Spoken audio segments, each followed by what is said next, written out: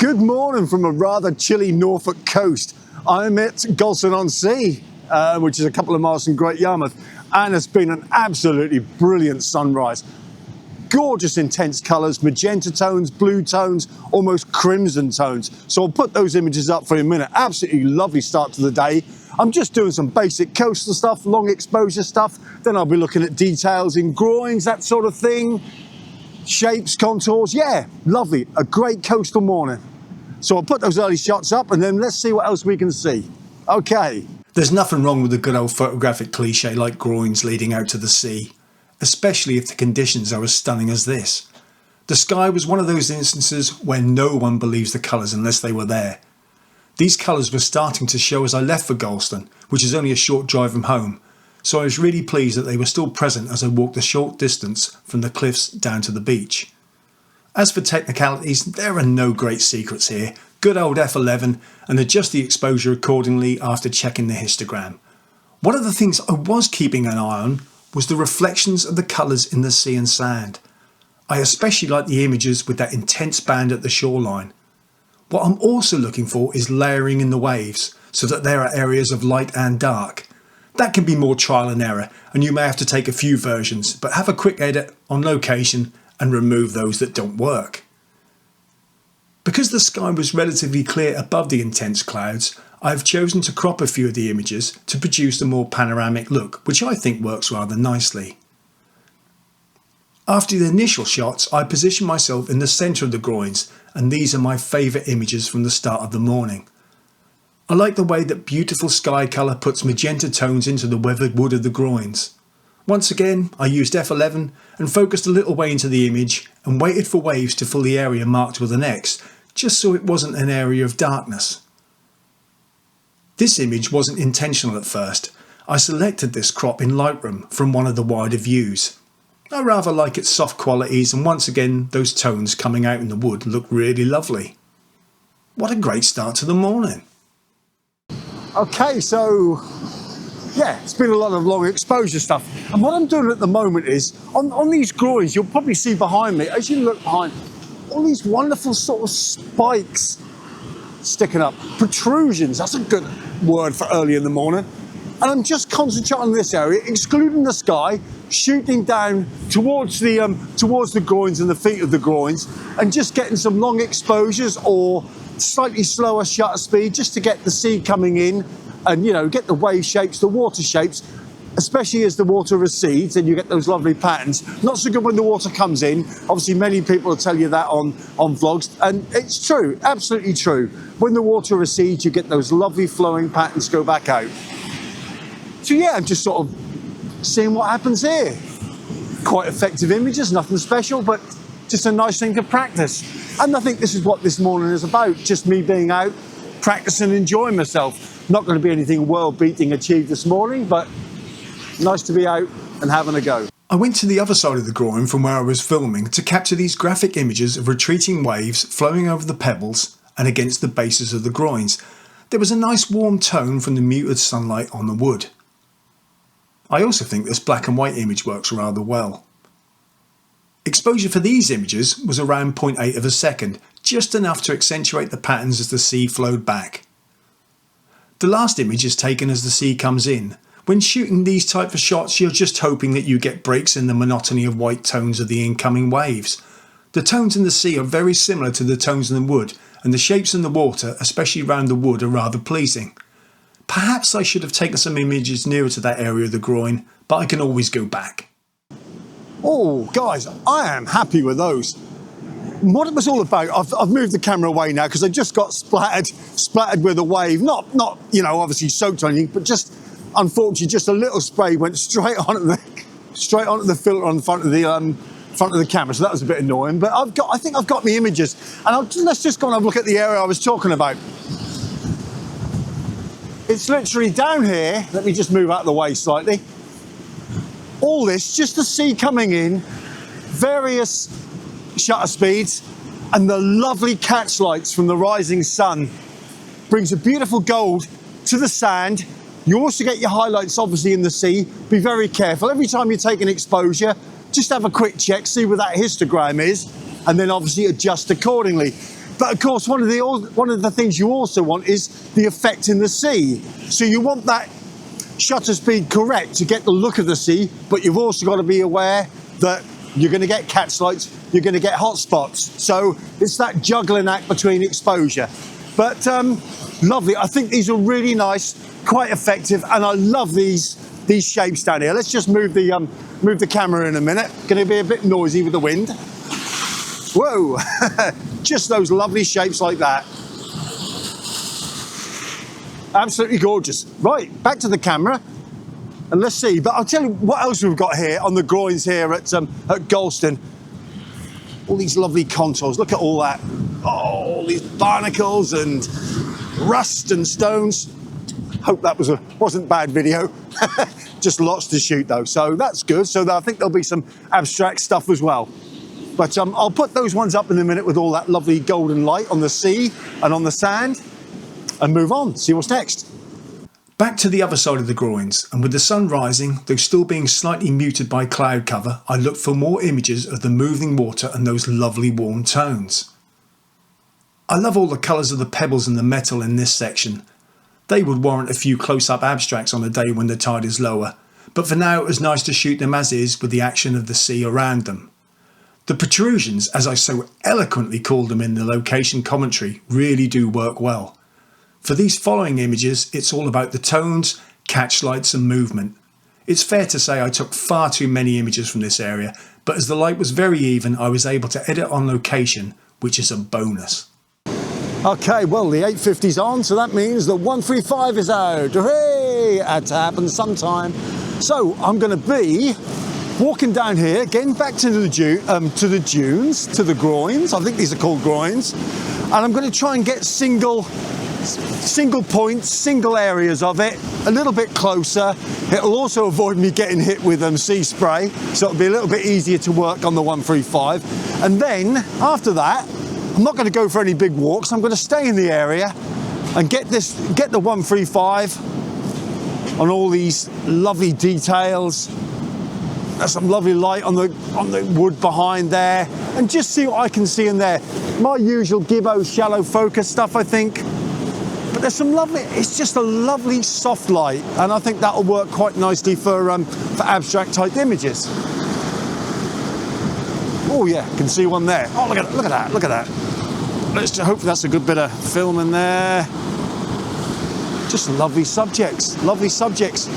Why walk miles when it's all in front of you? So I can see some nice catch lights there, which might work nice as a long exposure.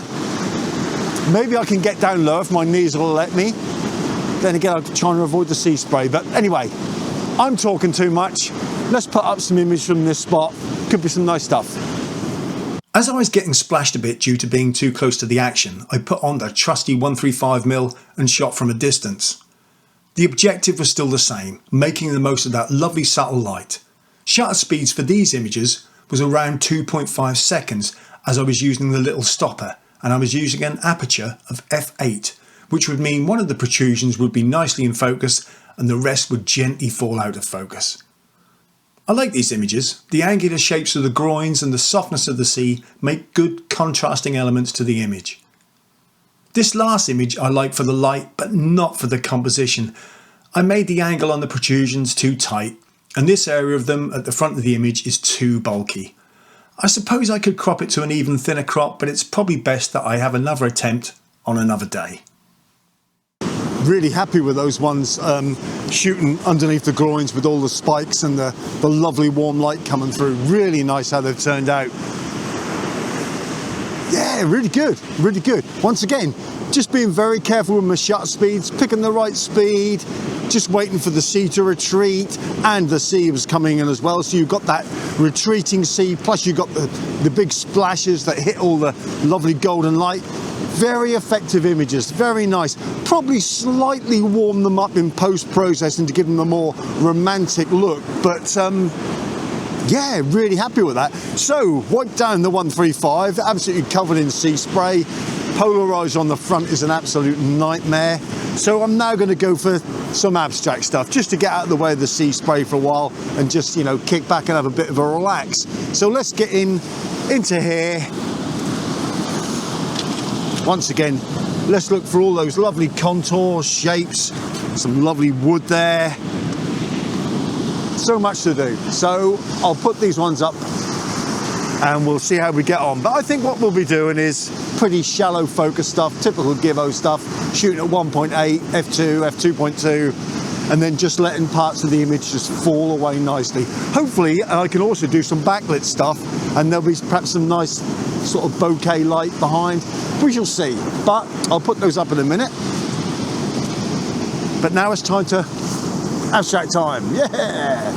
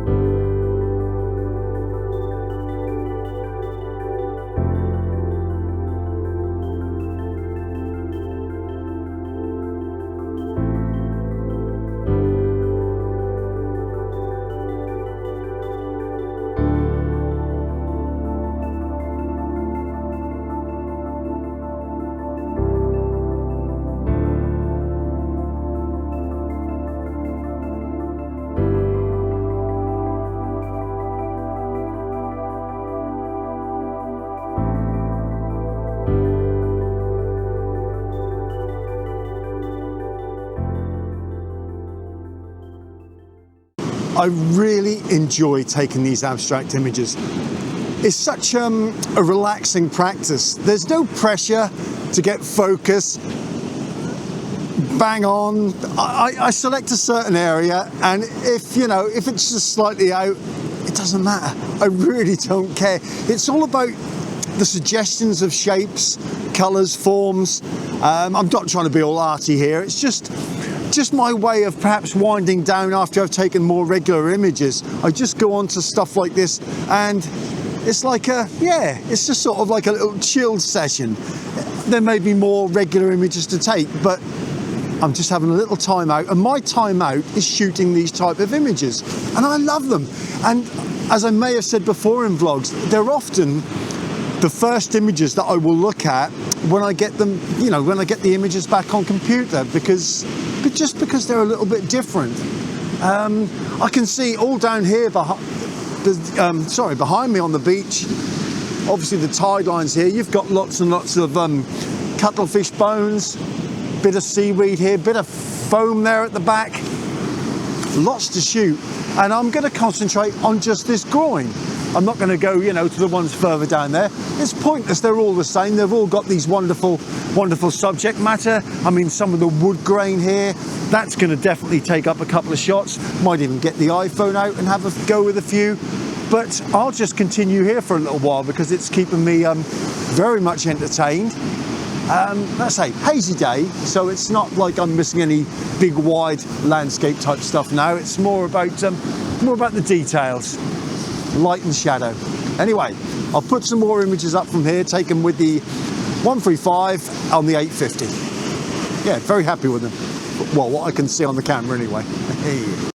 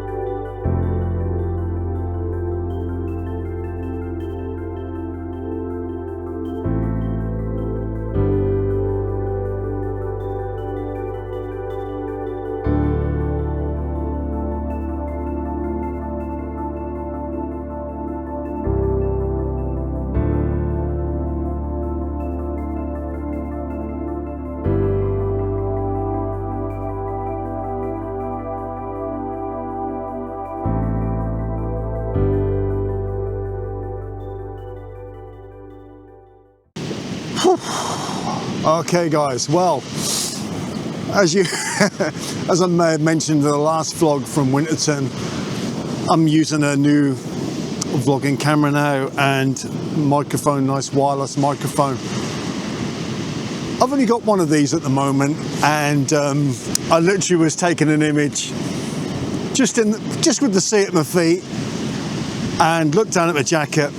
The microphone's not there, and I was like, oh my God. You know, I've had PC go wrong recently, and you just start to run out of, you know, you think, what's happening? Why is everything against me? And I found it. It was just probably about 3 or 4 feet from where the sea is coming in, so it didn't get a soaking. It's okay, and I can now chill. But oh my God. I'm okay now, but I was a little bit emotional to start with and was kicking things and shouting expletives. But there we go. Relax now, John. As you may be able to see behind me, it's coming over quite heavy cloud. Very pleasant though. I have had a whale of a time shooting those abstracts, as I've probably already said. I've even been shooting some at f/16, which still with the 135 gives me a very limited depth of field. I just like the look of those as well.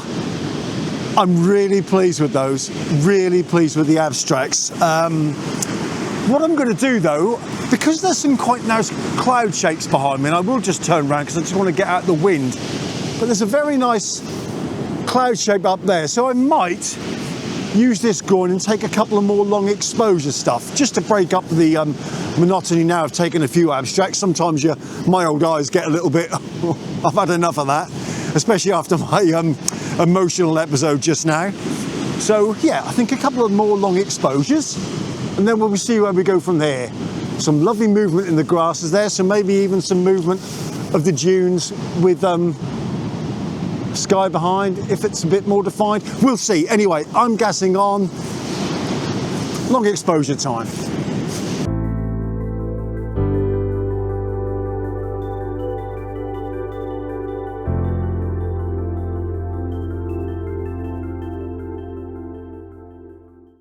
What a great morning.